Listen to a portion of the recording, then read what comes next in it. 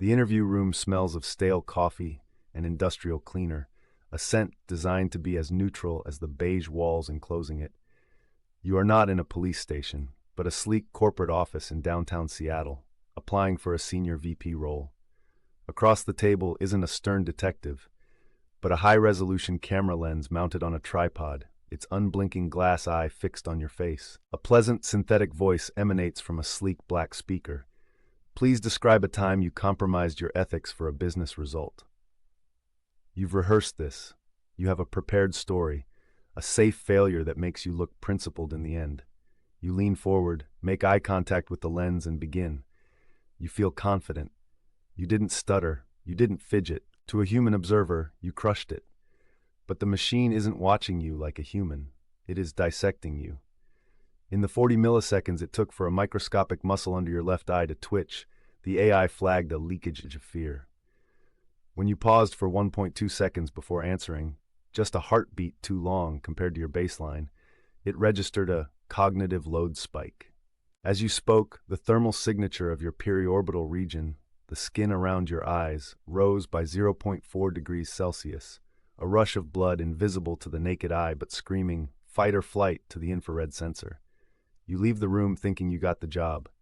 The algorithm has already rejected you, flagging your profile with a 94% probability of deception. Welcome to the new era of truth. The polygraph, that jittery, unreliable needle scratching across graph paper, is dead. In its place is a silent, invisible surveillance grid that knows you're lying before you even finish your sentence. For decades, lie detection was a clumsy art. It relied on sweat, pulse, and the subjective intuition of a human examiner. But in 2024, the game changed. We entered the age of multimodal emotion recognition, a field that combines computer vision, thermal imaging, and linguistic analysis to read human beings like open books.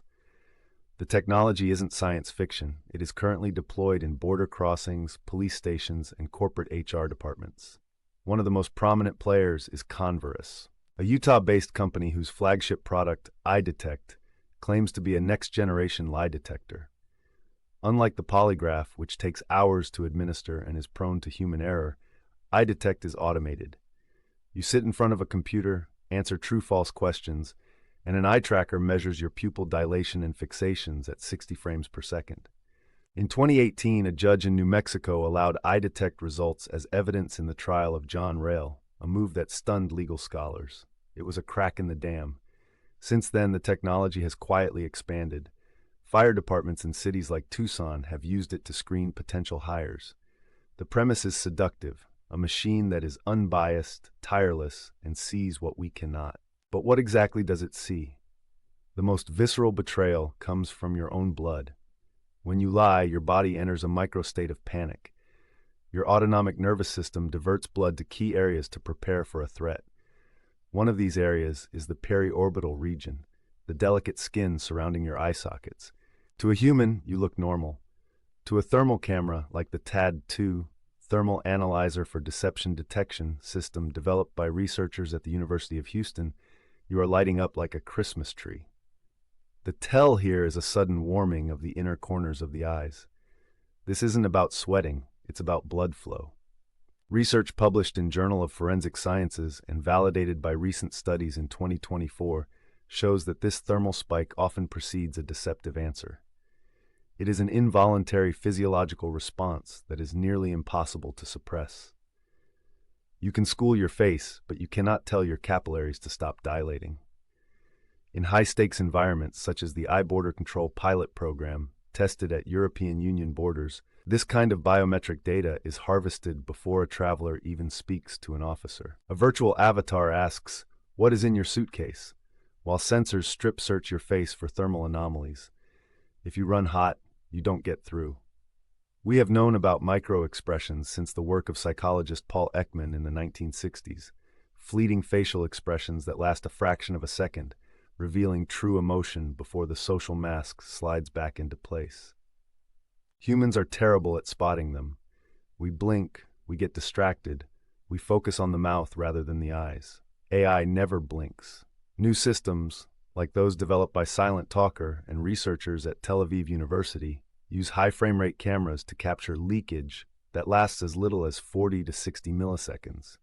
Consider the duping delight, a tiny involuntary smirk that flashes across a liar's face when they think they've successfully deceived someone. It is often too fast for the conscious brain to register, but an AI trained on the facial action coding system, FACS, sees it as clearly as a billboard.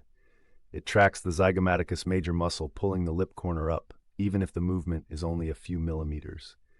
In a recent study involving OpenFace, an open-source facial behavior analysis toolkit, AI models achieved over 79% accuracy in distinguishing truth from lies by tracking these action units alone.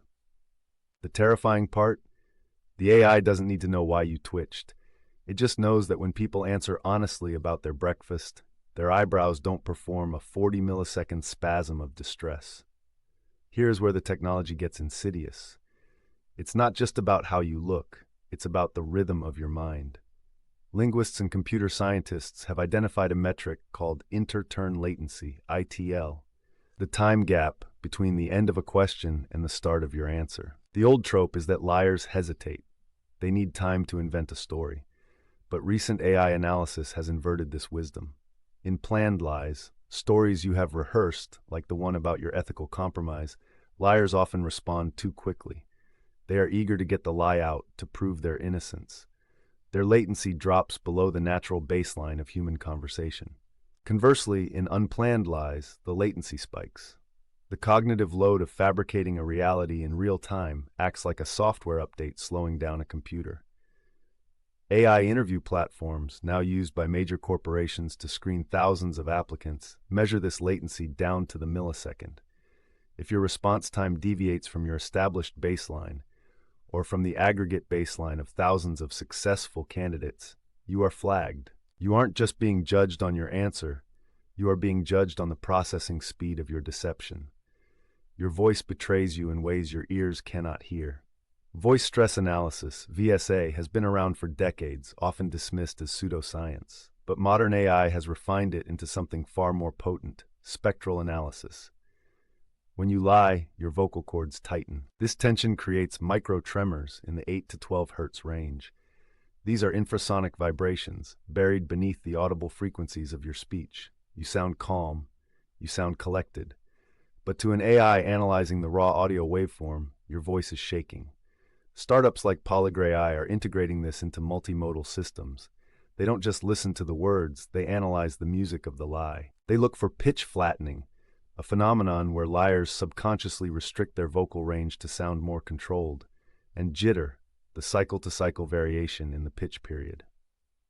In a police interrogation room, an investigator might miss the slight crack in a suspect's voice when they deny being at the scene.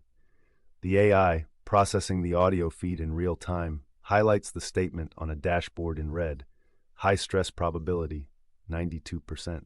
Finally, the AI listens to what you say. Large language models, LLMs like BERT and GPT-4, have been fine-tuned to detect the linguistic fingerprint of deception. Research from the University of Arizona and other institutions has built a robust dataset of these verbal cues. Liars tend to distance themselves from their lies. They use fewer first-person pronouns, I, me, my, and more third-person references, he, they, the company. They use more negative emotion words to subconsciously paint themselves as victims of circumstance. They use hedging language, words like maybe, sort of, to the best of my knowledge, to leave themselves a psychological exit strategy. But the most surprising tell is complexity. Truth is often messy, unstructured, and full of irrelevant details. I went to the store and I think it was raining? No, wait, it was sunny because I forgot my sunglasses.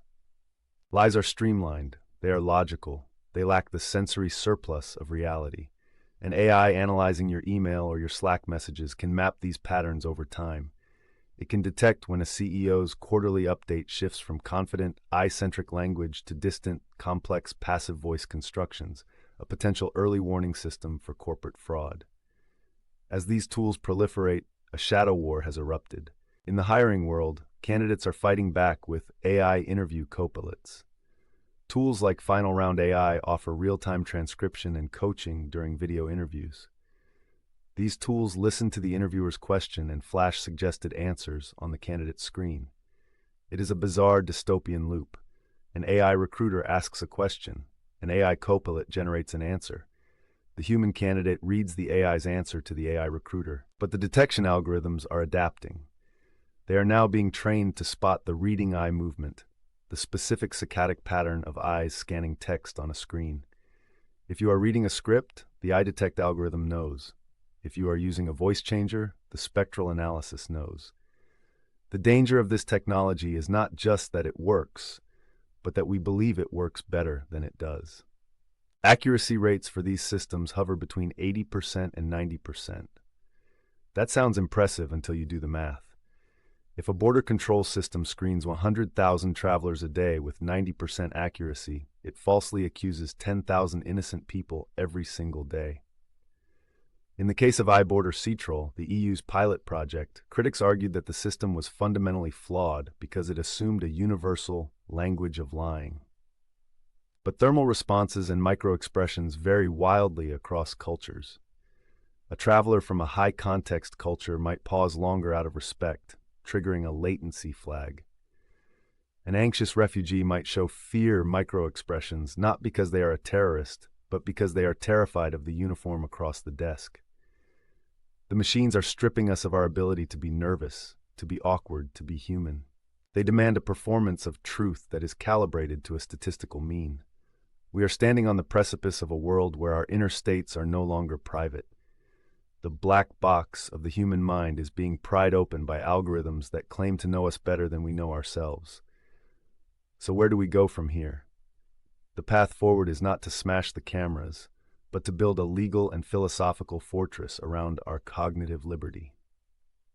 We are seeing the first stirrings of this movement. In 2024, Colorado signed a bill into law protecting neural data under its Privacy Act, a direct response to the rise of neurotechnology.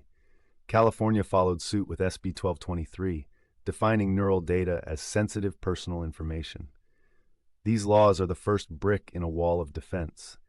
They assert a radical new right, the right to mental privacy. This legal framework must expand to cover inferred data. It is not enough to protect direct brain scans. We must protect the inferences AI draws from our eyes, our voices, and our faces. If an AI infers you are lying, that inference is a piece of data that belongs to you, not the corporation that harvested it.